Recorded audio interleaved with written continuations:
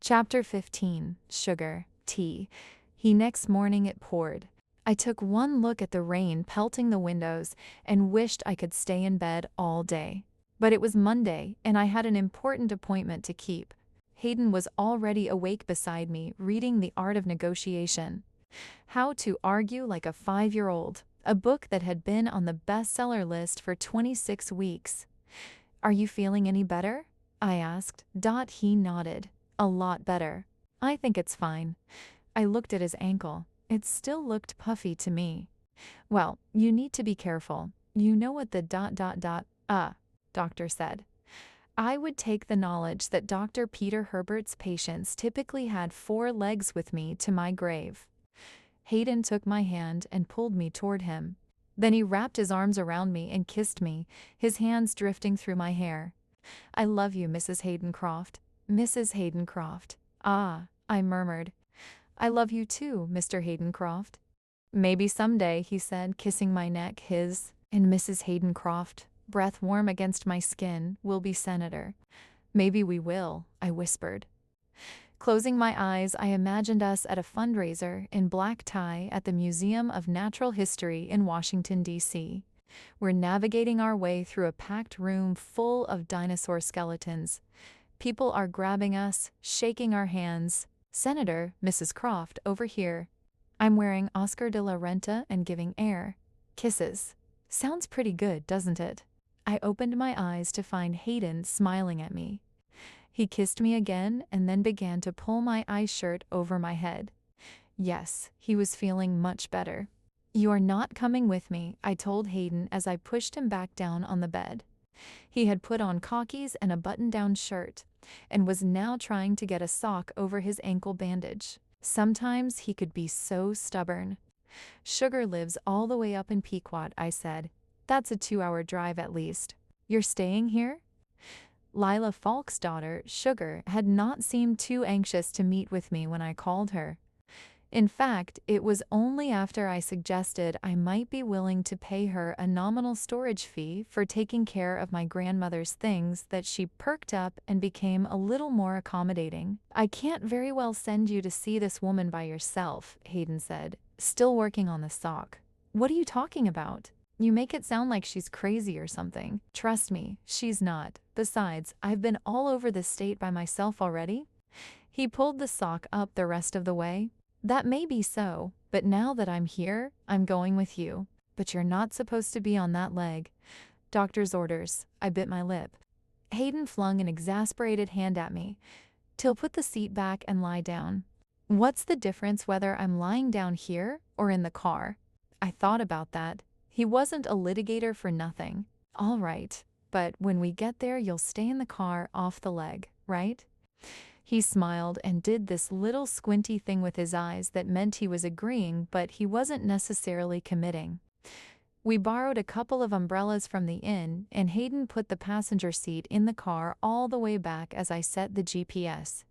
We drove to the highway, heading toward Pequot, a town northwest of Beacon. 3 hours later, I slowed down in front of a small gray ranch house.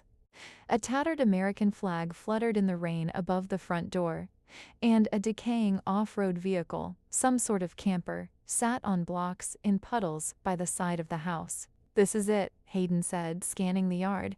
"Or look at the number on the mailbox," I said, biting my nail. "It says 277. That's what she told me." I pulled into the driveway. Hayden glanced at the mailbox and then stared at the camper with its rusted tenders and patches. "You go in there by yourself?" "Of primer and assorted paint colors." I'm not letting E took another look at the house, and didn't argue. Under sheets of rain we crossed the yard, Hayden limping beside me as we dodged the puddles. We took shelter by the front door, beneath a small overhang of partially rotted wood. I searched for a doorbell, and seeing none, gave a hard rap on the door. A moment later it opened and a 50-ish looking stick-thin woman with dirty hair stood in the doorway. With a cigarette dangling from her mouth like an unanswered question, she looked us up and down and then motioned for us to come inside. I was only expecting one of you, she said as we stepped into a tiny living room that smelled of smoke and cabbage. A brown Naugahyde sofa, covered with spider web cracks, stood against a wall, accompanied by a coffee table made from a wagon wheel and a circular piece of dusty glass. Sugar looked us up and down again, tucking her lead in like a turtle. She studied my silk pants and sweater, and I began to wish I'd worn my jeans and a t-shirt instead. "You must be Sugar," I said. "I'm Ellen, and this is my Haydencroft." I offered me hand and thought she was going to shake it, but instead, she reached across me and tapped her cigarette ash into the pot of a large wilted plant. Then she blew out a thin, wavering stream of purple smoke. She eyed Hayden. "What kind of a name is Croft anyway?" Hayden brightened up. "It's British, actually. My ancestors came over on the Mayflower." Sugar raised her eyebrows and pursed her lips. "And I went on a carnival cruise once, so I guess that makes us even." She put her head back and made a coughing sound that I realized, after a few seconds, was a laugh. A look of quiet alarm came over Hayden's face. "You want to sit down?" Sugar asked. With the burning end of her cigarette, she motioned to the sofa. I moved toward it cautiously, examining the sticky-looking patches and fissures from which tufts of gray stuffing erupted. Glancing down at my silk pants, I slowly lowered myself to the edge of the cushion. Hayden perched beside me, the two of us like birds ready for flight. Sugar sat across from us and hung her cigarette over the side of a sagging armchair. "So, you've been to see Ma." She made a crooked half smile and pushed her chin-length hair away from her face with the heel of her hand. Her hair displayed the results of multiple experiments, with clumps of gray, brassy gold, and auburn amicably shared space with a patch of green, the color of penicillin growing on stale bread. "A nice chat. She's very sweet?" "Yes, I went to see your mother," I said. We had. Sugar winced. Guess everyone's entitled to their opinion." She put her head back and laughed again, hacking away and waving her cigarette around like a gymnast waving a ribbon. I could feel Hayden's knee pressing against mine. "Yes, ... well," I went on. "As I told you on the phone, your mother mentioned that you had some things of my grandmother's. She said I should come by and get them." "Some things?" Sugar sat up and glared at me, her head in a nest of smoke. "Oh yeah, I got everybody's things." She folded her arms across her chest. "Ma's, Ronnie's, Doug's. I got 40-year-old comic books, beer bottles from around the world, football jerseys from who knows where. And let me ask you, does this place look big? I mean, does it? I'm not sure." I glanced at Hayden, who started to speak, but Sugar cut in. No, Mr. Mayflower. I'll tell you the answer. It's not big, it's small." She blew a plume of smoke toward us. I could see the muscles in Hayden's neck tense. "Mrs. Hawley, we're just here to collect Mrs. Ray's possessions," he said. "The things that your mother underscore." "The name's Sugar, and that's my point, Mayflower." She smiled, exhibiting a gray front tooth on the upper right side of her mouth. "I got everybody's junk here, and it's costing me a bundle to keep it all." Hayden's face went red. "Look, my name's not Mayflower, it's Haydencroft," and Sugar waved him off. "Ah, come on," she shrugged. "I was just having a little fun." Hayden took a breath and let it out slowly, composing himself.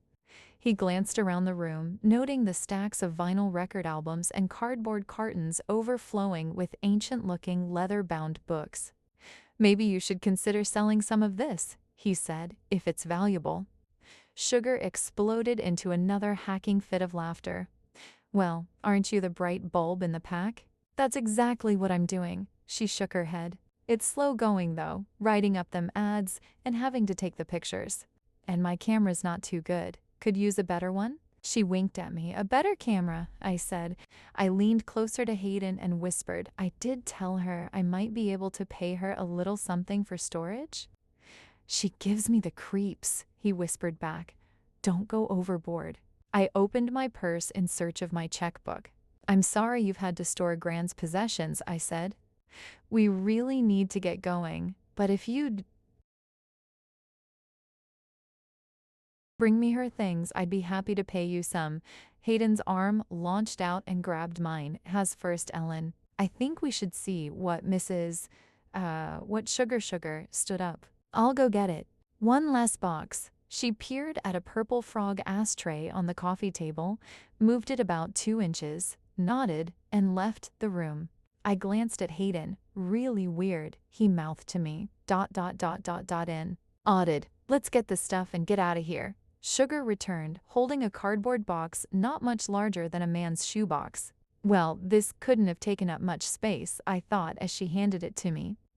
I opened the box and, one by one, I took out the items that were inside and placed them on my lap.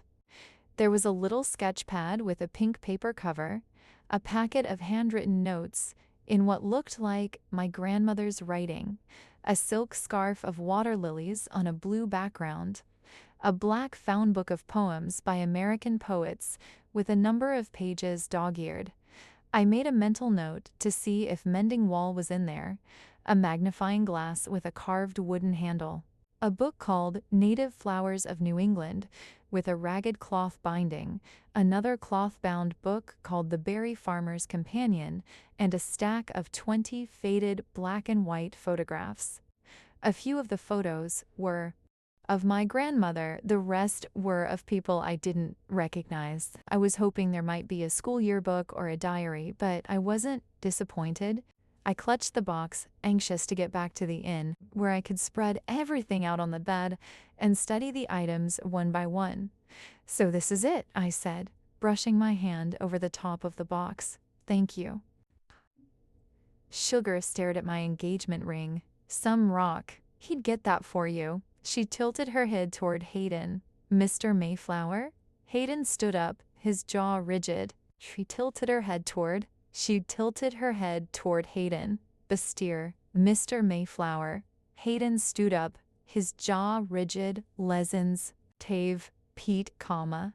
Besteer. Castire fills taken up. Teeth of Mrs. Hawley's time. There's nothing here anyway, but a lot of junk. He glared at stuff. Away. Forget eBay. You couldn't give this stuff away? Stuff eyes smoldered. Well, aren't you two all high and mighty? She pointed to me. Oh, I know all about her. Ma used to tell me stories. Ruth this and Ruth that. How they were such great friends. Personally, I think your grandmother was nothing but a big snob from the sound of it. Thought she was too good for Beacon. What are you talking about? I said, my voice rising in indignation. You didn't even know my grandmother. You have no right to say that. I know enough to have my own opinion. Sugar's opinion, she pointed to herself. I know the type. Your grandmother couldn't wait to get out of here. She wasn't going to end up spending her life picking blueberries, so she ran off with some big-shot doctor from Chicago. How dare she, I thought as I stood up and turned to Hayden. I'm ready. Let's get out of here. Sugar tugged at my sleeve. Oh, hold on. Wait a minute there. Her voice turned quiet, almost saccharinely sweet. You think old Sugar's just got junk? Well, you might be interested in seeing what else I got. You're so fascinated by all this family stuff. She raised one eyebrow. Follow me. Hayden and I looked at one another. I could see he didn't want to go any farther. What if she has something else of Grant's? I whispered. We followed Sugar down a narrow hallway, stepping into a dark bedroom that smelled like cough medicine. By the light of 2 small windows, I saw boxes piled high, bookshelves crammed, and shopping bags and storage bins overflowing with Sugar's collections. I inched my way farther inside as she switched on a lamp. Now, your grandmother's stuff is over there. She pointed across the room. My grandmother's stuff?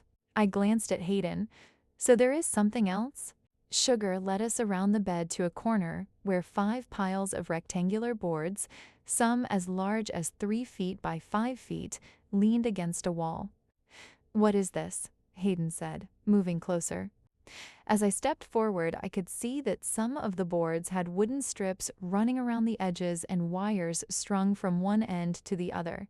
"These are paintings," I said, moving in quickly. "We're looking at the backs." I grabbed one and turned it around. The piece measured about 2 feet by 3 feet and depicted, in lively brushstrokes and smears of dancing color, a sailboat regatta. 3 small sailboats, bursting with wind, took up the foreground. A smattering of smaller boats skimmed the water in the distance behind them. The waves swirled in bits of blue, and white froth leaped above the hulls. It was Maine. I could smell the salt. I looked at the bottom right corner and saw the name in the loopy up and down handwriting I knew so well. Ruth Goddard. Hayden took the painting and set it down. We stepped back to view it, and my mouth went dry. "Wow," I said. "Wow is right," Hayden said. "Your grandmother did this," I nodded. "I guess so." I took a step closer and touched the paint she had swirled together to create the water. I felt the surface of the sails. I could almost hear the boats cutting through the waves. And I could picture my grandmother creating this. I didn't know when or where she did it, but I had an image of her, before an easel, dabbing paint on top of paint. I grabbed the next painting, a slightly smaller one, and turned it around. There was a young man in a field of blueberries, with a red barn in the distance. He stood between 2 rows of bushes, picking the berries with one hand and holding a red pail in the other. Sun glinted off the pail and the plants and the young man's sandy brown hair. His nose was freckled. It looked like a younger version of the Chet Cummings in Susan Porter's attic. "Look at this," I whispered, tracing my finger over the painting, feeling the edges of paint, the grooves of the brush. "I think this is Chet Cummings." I ran my hand down to the right corner and brushed my finger over the name. "Ruth Goddard." "Beautiful," Hayden said, setting that one next to the first. "Let's try this group," he said as he pulled a painting from one of the other stacks. A gray-haired woman wearing a white apron stood proudly in front of a little hut in which baskets of fruit were displayed for sale. In another painting, 2 boys played with yellow wooden boats in a tide pool. The name on both paintings was Ruth Goddard. I turned to Sugar. "They're all my grandmothers, aren't they?" She puffed a trail of smoke at me. "Sure are." I sat down on a small empty space on the edge of the bed and stared at the sailboat regatta. Something about the reflection of the boat in the water, the red hull shimmering in a million colors in the blue-black sea, triggered a memory. I was on a dock with my grandmother, at a harbor. We were looking at the reflections in the water, at the hulls of the boats, and she asked, "What colors do you see there, Ellen?" I pointed to a boat with a yellow hull. "Yellow," I told her. "Ah, and what else?" she asked. "What other colors do you see?" "There are lots of colors in that reflection." And then I looked more closely and I saw the other colors, orange and green, purple and a little gray, gold and even pink. I named the colors, and she said, "That's right. And if you keep looking, you'll keep seeing more and more." That's what it means to be an observer, Ellen. There's always more there than you think. Hayden was inspecting the sailboat regatta in small sections, staring at the brushstrokes. I got up from the bed and stood next to him. He leaned closer. "This is good quality work," he whispered. "Very nicely done." He turned to the canvas of the boys in the tidal pool and leaned in again. "Quite stunning," he said. "These remind me of the American Impressionist Childe Hassam." "I've heard of him," I whispered back, "but I don't recall his work." "Some say he was the greatest American Impressionist ever," Hayden said. "His use of sunlight was superb." "He painted scenes of everyday life like these?" I nodded and then gazed at the stacks of paintings, amazed that Gran had done all this work.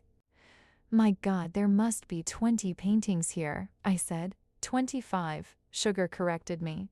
"They are beautiful," I thought, my hands trembling as I turned over a canvas showing 6 horses in a thick green field, and another depicting 3 children fishing on the bank of a quiet river. We looked through the rest of the paintings. "I can hardly believe this," I said, turning to Hayden. "All these paintings in one place. Now we just have to figure out the best way to get them out of here." I began a mental calculation, trying to determine what kind of a vehicle I would need to rent to take the paintings to my mother's house. "I guess I'm gonna have to rent a van or something." Sugar, who had been standing off to the side, moved closer. "Get what out of here? What do you need a van for?"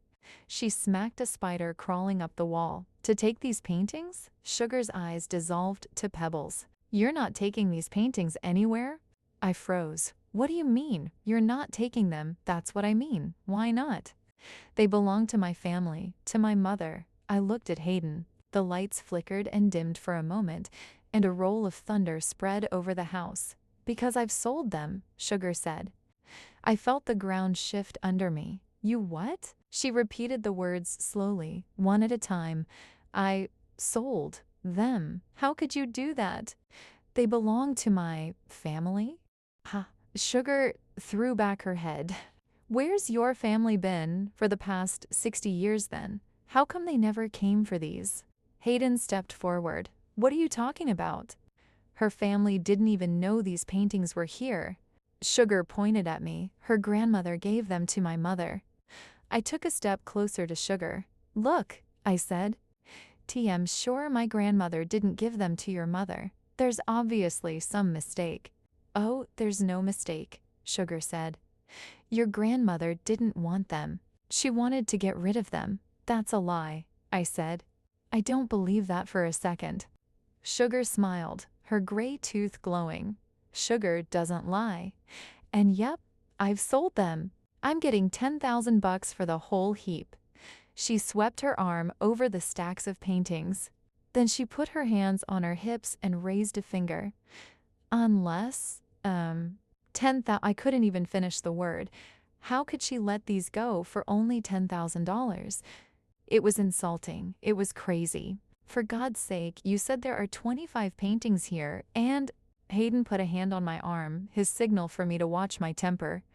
"Excuse me, Ellen," he said. Then he turned to Sugar. "Unless what?" "Well, Mayflower." She pointed at. Hayden had almost touched him, causing him to take a step back. "I was just thinking you two might want to make me a better offer. In which case, how much? What do you want?" I began to dig for my checkbook again. Hayden stopped me. "Wait a minute here," he turned to Sugar. "We're not just going to write you a blank check." I glared at Hayden. "What he means is that the amount needs to be ... somewhat ... reasonable. That's all." "What were you thinking?" Hayden waved his hands. Hold on. You said you've already sold these?" "Well, yeah," Sugar said. "He took one painting already and paid me for it." "Who took one?" I asked. Sugar shrugged. "An art dealer from Boston." "Well, did you sign anything?" Hayden asked. "Put anything in writing?" I held my breath. "Sure. I signed some paper he gave me." "Some paper?" Hayden echoed. "Do you have it? Could we see it?" Sugar left the room and came back with a sheet of paper folded in thirds. Hayden read it and then looked at me. She'd sold them to some place called the Milbank Gallery in Boston. He turned to Sugar. "Mrs. Hawley," he said, "as lawyers, we can assure you that these paintings were not yours to sell. They were being stored here by your mother, and she wants Miss Brantford to have them. We intend to stop any further so-called sale of these paintings to this Milbank Gallery." Sugar crossed her arms and pursed her lips. "Well, we'll just see about that, won't we?" Sugar's cat crept into the room, hovering around a collection of empty jelly jars piled in a 3-foot-high pyramid in a corner. The cat looked as though it wanted to leap to the top. "Let's get out of here," Hayden whispered. "We can't get the paintings out today, but I'll get them for you. Don't worry." He hobbled down the hall, one hand on the wall for support. Just before we got to the door, he addressed Sugar one last time. "Mrs. Hawley, I suggest you make sure these paintings stay right where they are, unless you want to be involved in a very expensive legal battle. Sugar stood in her spot, her mouth slightly open. You don't scare me, Mayflower. Nobody talks to Sugar that way. You'll be hearing from us, Hayden replied as I opened the door. It was still pouring outside, cold sheets of rain that pelted the cracked gray driveway and sent streams of mud from Sugar's yard out to the street. We stood under the overhang and then dashed to the car as fast as we could, Hayden listing with his bad leg like a windsock in a hurricane. The last thing I heard as we stepped away from the porch was a loud crash from inside the house, as a Butte Ed Welch's jelly jars had gone smashing to the floor.